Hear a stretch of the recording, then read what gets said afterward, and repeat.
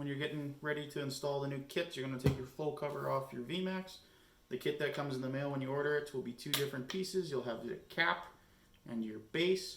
So that's really all you need to do it. The tools that you'll need, just zoom in on here.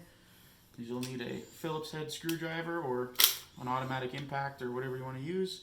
And I like the little magnetic tray. So to get started with the install, you're going to want to take your OEM lid on this bike. I've already kind of done it, but you're going to want to basically undo all the bolts that are holding the airbox lid on, and then on top of the airbox lid you'll have your Phillips head screws that are in there.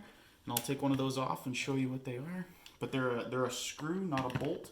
So you want to take 6 out from your OEM lid, and they'll look like this.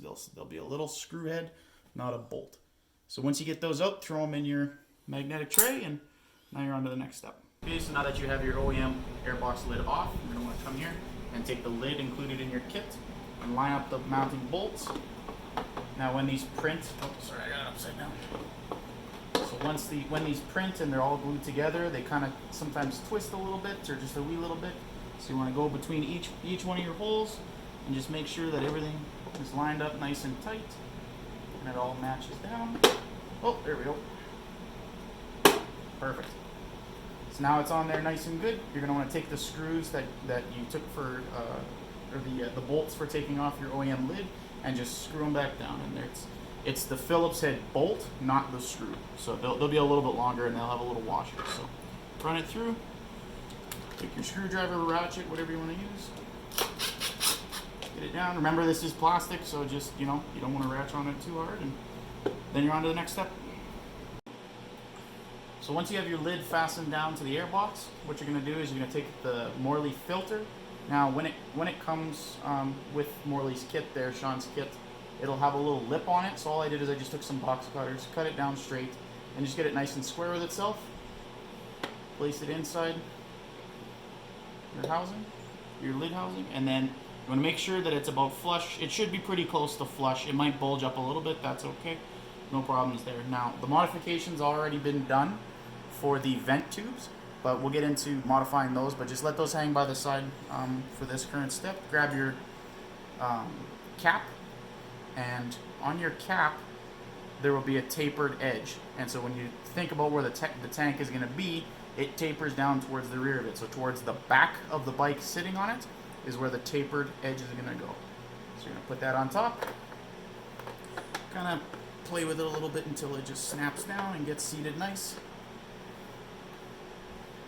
There we go. And then you want to take your screws, and again, these are the screws, not the bolts, the ones that we took from the top of the OEM lid. Put them in place.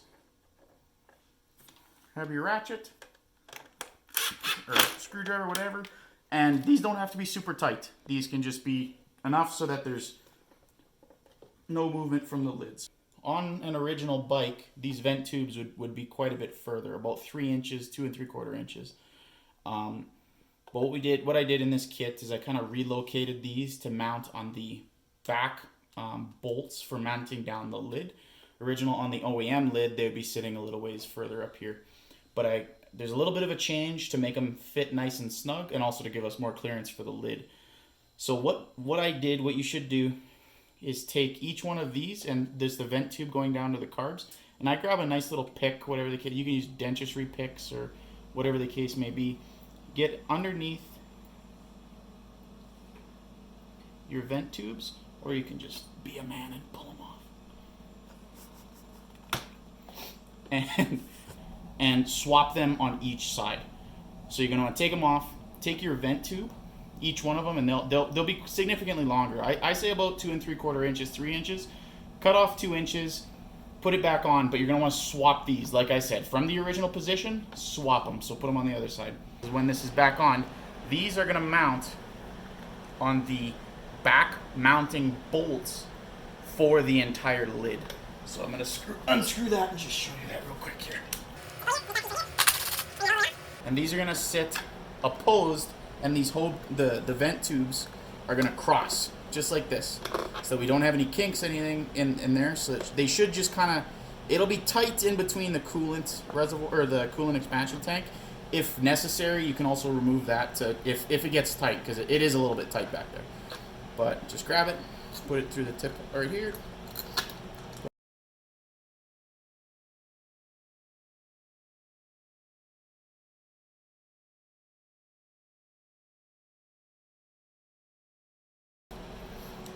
And really, that's the kit installed. So now that it's in there, go ahead and fire up your bike. Take it out, put it next to it, key on, choke on.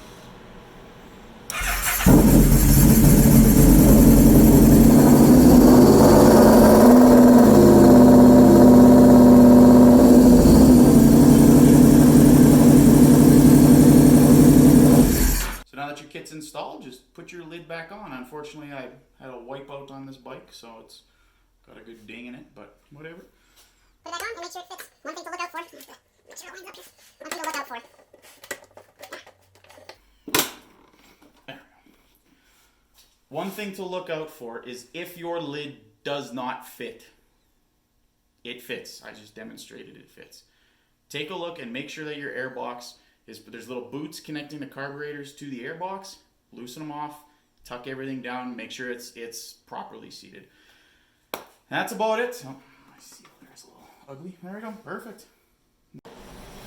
So in terms of durability and warranty on the piece, I mean, this is just something that I'm making for people of the community, but here's a failed piece that I was printing, and it's got a pretty bad warp to it, so it was interrupted. But in terms of durability of the plastic, here's the same thing as on the box here. So I shouldn't have anybody say, well, it broke, right? So here's how far it'll bend and come back to its original shape. So if anybody says, it broke, you know, I think we might want to look at some user interference in that.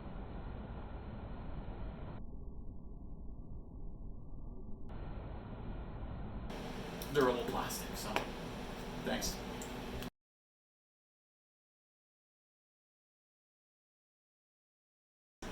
It broke!